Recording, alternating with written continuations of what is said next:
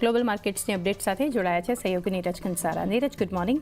આજે ઘણા પોઝિટિવ સંકેતો છે. ઓવરઓલ ડિટેલ્સ શું છે આજે આપણને વૈશ્વિક બજારો તરફથી હાલ મળી રહી છે? જી ગુડ મોર્નિંગ. અને ડિટેલ એટલા માટે પણ મહત્ત્વની છે કારણ કે ગઈકાલે યુએસના બજાર જ્યારે ખોલ્યા હતા ત્યારે એક મોટા ઘટાડા સાથે ખુલ્યા હતા અને ગઈકાલે જે યુએસની અંદર દિવસ દરમિયાન આપણને રિકવરી આવતી જોવા મળી. રિકવરી ઘણી મહત્ત્વની હતી. ડાઉ જોન્સ 124 પોઈન્ટ જેટલો વધ્યો છે, પરંતુ જે નીચલા સ્તરેથી રિકવરી છે એ ઘણી મહત્ત્વની છે.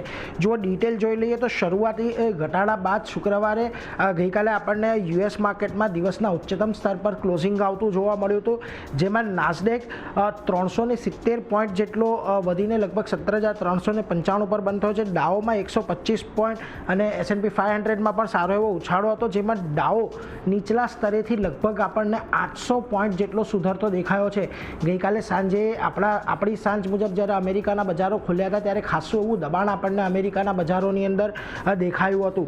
ખાસ કરીને યુએસના કોર CPI અનુમાનથી થોડાક વધારે આપણને આવતા જોવા મળ્યા. 3 વર્ષના નીચલા સ્તર પર છે, 3.2% પર.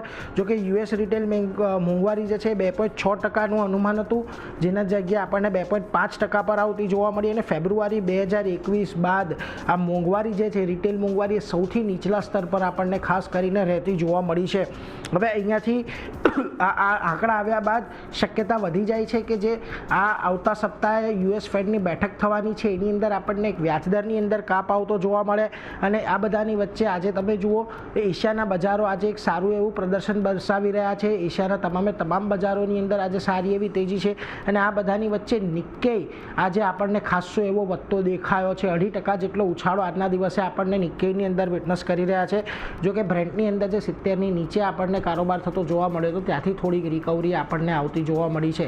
વેલ, એક નિક્કેઈની અંદર તો આપણને આજે તેજી જોવા મળી જ છે, પરંતુ અન્ય જે એશિયાના બજારો છે એના પર પણ એક વખત નજર કરી લઈએ તો જુઓ ત્યાં પણ આજે આપણને જે વૈશ્વિક બજારો છે અને ખાસ કરીને યુએસ માર્કેટ છે એનું જે એક રિફ્લેક્શન જોવા મળી રહ્યું છે. શાંઘાઈમાં થોડીક સામાન્ય તેજી છે. હેંગસેંગ જો 5% કરતાં વધારેની તેજી સાથે અત્યારે કામકાજ કરી રહ્યો છે. આ ઉપરાંત તમને જે અન્ય બજારો છે કોરિયા, તાઇવાન અને સિંગાપોરને એની અંદર પણ એક સારી એવી તેજી જ આજે જોવા મળી રહી છે. અને તાઇવાનના બજારો તો લગભગ 2% જેટલા ઉપર છે.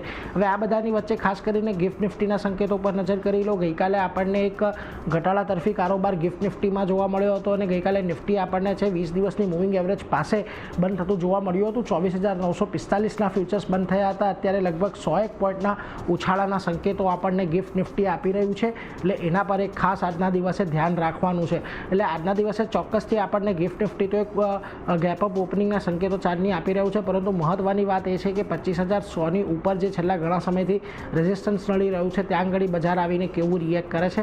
પરંતુ ક્લિયરલી આજે એક ઓપનિંગ તો આપણને ગેપઅપ સાથે જ જોવા મળી શકે છે. જી, તો એક ક્લિયરલી